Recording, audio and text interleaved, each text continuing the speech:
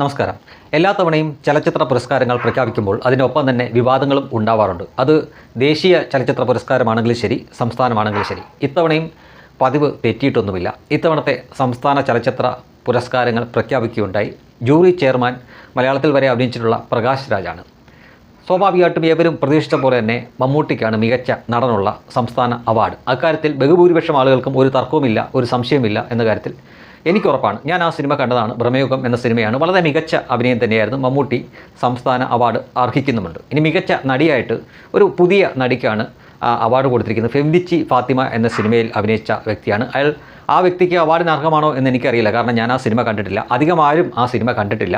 ചില ഈ ചലച്ചിത്രോത്സവങ്ങളിൽ മാത്രം, അതായത് ഈ നമ്മുടെ തലസ്ഥാനത്തും മറ്റുമൊക്കെ സംഘടിപ്പിക്കുന്ന ചലച്ചിത്ര മേളകളുണ്ടല്ലോ, അതിലൊക്കെ പങ്കെടുപ്പിച്ചിട്ടുണ്ട് എന്നതൊഴിച്ചാൽ തിയേറ്ററിലൊന്നും വലുതായിട്ട് ഓടിയ ഒരു സിനിമയല്ല അത്. അതിനാൽ ഒരുപക്ഷെ സാധാരണക്കാർക്ക് ആ നടിയുടെ അഭിനയം മികച്ചതാണോ അല്ലയോ എന്ന് പറയാൻ ബുദ്ധിമുട്ടായിരിക്കും. എന്തായാലും ശരി, നമുക്ക് അതും വിടാം.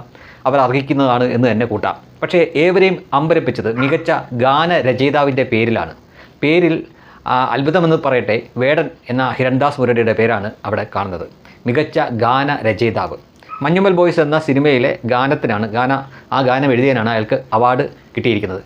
അതും ആ കിട്ടിയ സമയം എപ്പോഴാണ് എന്ന് നോക്കണം. അയാൾ മയക്കുമരുന്ന് കേസിൽ ഉൾപ്പെട്ട് അറസ്റ്റിലായി. അതിനൊപ്പം തന്നെ ഒന്നിലധികം സ്ത്രീപീഡന കേസ് ആരോപിച്ചു. അതിൻ്റെ പേരിലും അയാൾ അറസ്റ്റിലായി ചോദ്യം ചെയ്യപ്പെട്ടു. അങ്ങനെ നിൽക്കുന്ന ഒരു വ്യക്തിക്ക് സംസ്ഥാന അവാർഡ് നൽകിക്കൊണ്ട് കേരള സംസ്ഥാന സർക്കാർ എന്ത് സന്ദേശമാണ് ജനങ്ങൾക്ക് കൊടുക്കുന്നത് എന്നത് ഒരു ചോദ്യം.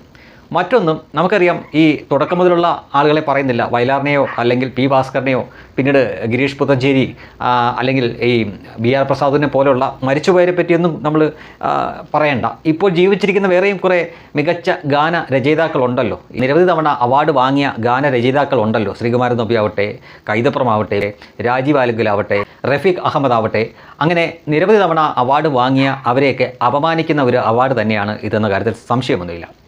യഥാർത്ഥത്തിൽ ചെയ്യേണ്ടത് എന്താണ് എന്ന് ചോദിച്ചു കഴിഞ്ഞാൽ, ഏതാനും വർഷങ്ങൾക്ക് മുമ്പ് ഈ ദേശീയ അവാർഡിനോടൊക്കെ ചില വിയോജിപ്പുകൾ ഉണ്ടായിട്ട് അതും അവാർഡ് പ്രഖ്യാപിച്ച അല്ലെങ്കിൽ അവാർഡ് പുരസ്കാരം കിട്ടിയ ആളുകളുടെ പേരിലല്ല ആ വിവാദമുണ്ടായത്. അത് നൽകുന്ന ആളുടെ പേരിലാണ്. അതായത് രാഷ്ട്രപതിക്ക് പകരം സിനിമാ മന്ത്രി അവാർഡ് കൊടുക്കുന്നു എന്ന കാരണം പറഞ്ഞുകൊണ്ട് അവാർഡ് നിരസിച്ച ഒരു സംഭവം ഇവിടെ ഉണ്ടായിട്ടുണ്ട്. അവാർഡ് വാപ്പസി എന്നൊക്കെയാണ് അതിന് മാപ്രകൾ അന്ന് പേര് കൊടുത്തത്.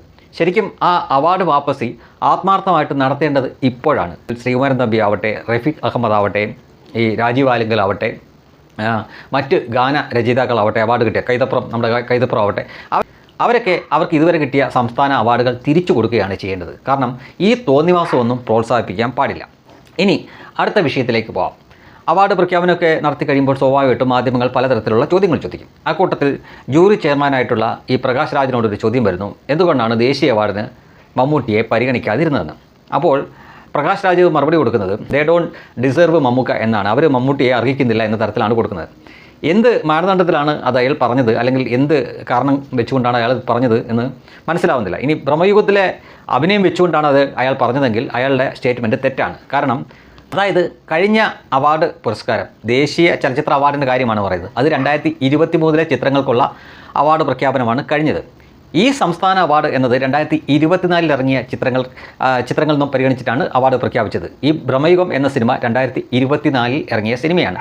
2024 ചിത്രങ്ങൾക്കുള്ള അവാർഡ് പ്രഖ്യാപനം ഇതുവരെ ദേശീയ ജൂറി നടത്തിയിട്ടില്ല. അവർ 2023 ചലച്ചിത്ര പുരസ്കാര അവാർഡ് പ്രഖ്യാപനമാണ് കഴിഞ്ഞത്, അതാണ് കൊടുത്തത്. അപ്പോൾ 2024 ഇറങ്ങിയ ബ്രഹ്മയുഗം എങ്ങനെയാണ് 2023 അവാർഡിനായിട്ട്, ദേശീയ അവാർഡിനായിട്ട് പരിഗണിക്കുക? അപ്പോൾ ആ കിട്ടിയ അവസരത്തിൽ രാഷ്ട്രീയമായിട്ട് ഒരു കുത്തിത്തിരിപ്പ് ഉണ്ടാക്കുകയോ അല്ലെങ്കിൽ വിഷം കലക്കാൻ വേണ്ടി നോക്കുകയാണ് ഇവിടെ പ്രകാശ് രാജ് ചെയ്തത് എന്ന് കാണാം.